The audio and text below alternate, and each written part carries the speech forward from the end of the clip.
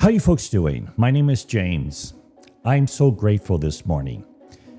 This is how my morning starts out here on the ranch. The sun comes up early in the summertime and it just wakes me up. Plus my dogs are there and they'll get me up at the dawn of day. And quite often it's 4:30. But the best thing about the morning is to get a warm beverage and go out to my favorite spot here in the morning and just listen to the birds, kind of feel the golden hour of morning just surround you with that light, and listen to the birds and the wind through the trees. There's nothing like it. And that's when I get really creative. But most importantly, this morning, it took me back to a time with my dad. And this was one of the last vacations I had with him. It was up at Priest Lake. And one of the things he shared with me, and he would demonstrate this throughout his life, was he would start his morning with an attitude of gratitude. He'd often take these long walks in the morning, and he would share with me that he would find 5 things that he was grateful for. And not everything he was grateful for was maybe a happy thing. Some of it was maybe a trial or a hiccup, and he'd find the silver lining in a hiccup, and it would change his life by his perspectives, and he would learn to work through those hiccups. So this is my challenge to myself and to you who's watching this morning is, are you starting your day with an attitude of gratitude? The chemistry that happens with that type of attitude in our brain can reset our whole day in the way we look at things. So I'm thinking about this morning. I'm out there with my dogs and they love the morning. In fact, they look forward to that time that we're together just sharing the beauty of nature, and they're out sniffing, and just that presence I have with my dogs I'm so grateful for. But when I think about my life, there's so many things I'm grateful for, particularly with my number one thing is always my maker. Why am I here? The big why. What is my purpose here in life? And how am I learning through my life journey to be able to be a blessing to others? My dad often would share with me is, whatever you're doing during the day, what can you do to be a blessing to someone else? When I think of dentistry and all the blessings I've had in dentistry and all my patients, of where my goal every morning is to be a blessing to my patients no matter what I'm doing, particularly those patients who you're thinking about who are on the schedule maybe a week or two before, and you're thinking of, now I got to deal with them in the morning. When you come to them with an attitude of gratitude and think about how you can bless them, the projection that we send to them in the office, particularly with your team, talk about how you're going to be a blessing to them, even though they may be a trial on your schedule.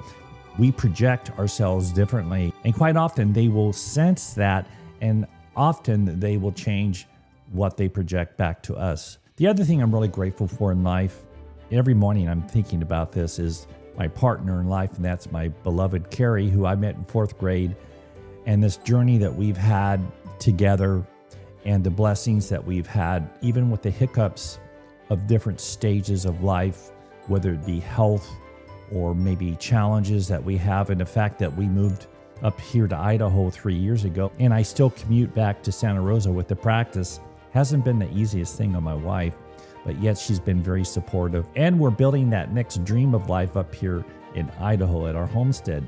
The other thing I'm really grateful for this morning is what you see behind us here. This is my digital clinical theater, and my focus for this theater is content creation, which I love to do. I love creating content of where we can construct a workflow that will be a blessing to someone else, of where it can make a difference in the quality of life. Then I have to ask myself, why am I an educator? It's about giving back to my profession. Just the other day at one of my classes, I had a couple there, and they both work in the office together, and they have attended a number of the last few classes. And they shared with me that once they applied some of the principles, just as simple as this, is when they're taking CAD/CAM dentistry, and they can take a scan and fabricate a restoration digitally and machine that out and finish it, where it's just a high quality and it drops in, which means our margins, our interproximal contacts, our occlusion is spot on, and we don't have to adjust the occlusion. That's what they're experiencing now with some of the principles that we have applied to this digital workflow, and it's creating a lot more joy in their life and in their practice because they're not seeing the post-treatment sensitivity like they used to see, and they're not seeing patients coming back for occlusal adjustments and things like that. That may be a simple thing, but in the sequence of what we do every day in our clinical theaters, it's a big deal. And I can tell you one thing that is a hiccup in my emotional life is to have a patient come back because they're in pain. Though in dentistry, we know that happens. We just have to deal with it. But one thing I like about digital dentistry so much is that I can control a lot of things, particularly in the way I fabricate a restoration and how I set up my occlusion and how I set up occlusal contacts, so I can control the loading forces on that restoration.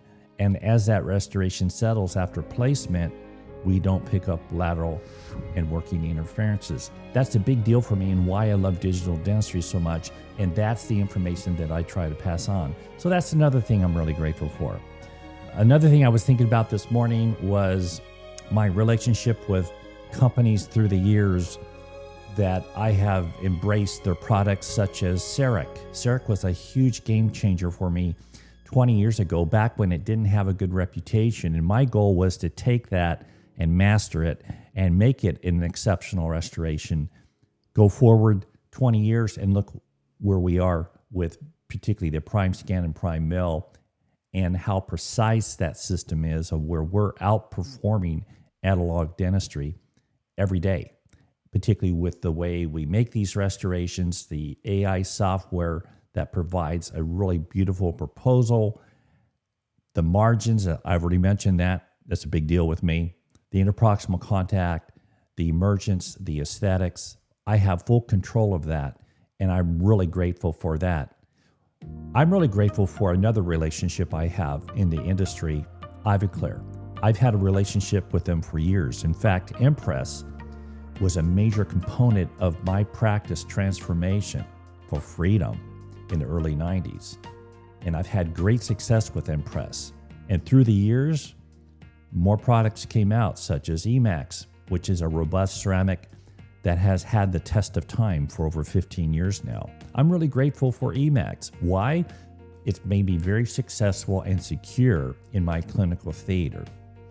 Up here at my ranch, one reason why I can do what I want to do is my relationship with Ivoclar. I do have a relationship with them where I will be creating content and workflows and curriculums for their digital system. And I'm really looking forward to that.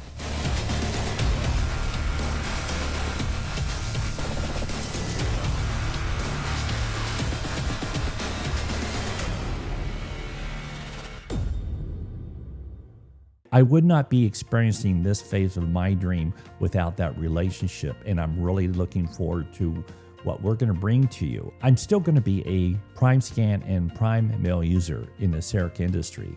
In addition to that, it's time for a lot of us to expand our digital portfolio, particularly with softwares like exocad and 3Sheet and 5-axis milling and printing. Just like cameras, I have more than one brand of cameras. I have my iPhone here. I have my camera, my ESR6 that I'm filming this with. Then I have my cinema camera. I use more than one system to get the job done. I see that same digital portfolio within dentistry. For instance, same day dentistry, I still like prime scan and prime mill. It is supreme for ceramics, such as Emax and zirconia. As we build our digital dentistry platform, there's another thing I'm really grateful for, and that's other software such as exocad. And as we can use our CBCTs and integrate these systems together for diagnostics, for digital wax-ups, for comprehensive care, we can integrate that into our workflow as well with a 5-axis milling unit, which adds other benefits of precision, particularly when we're going conservative with veneers, where we can mill a veneer at 300 microns with no overmill on the inside. I'm grateful for that.